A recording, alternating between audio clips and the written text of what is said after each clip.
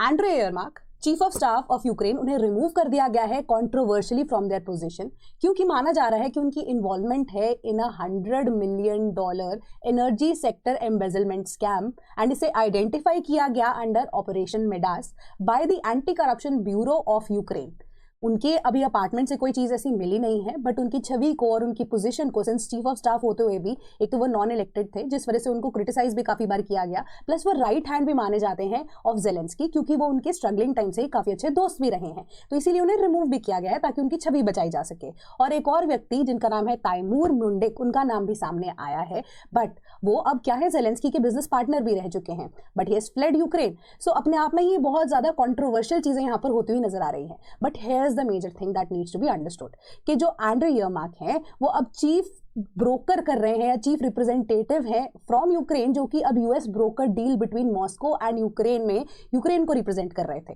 तो यानी कि अब यरमाक का जाना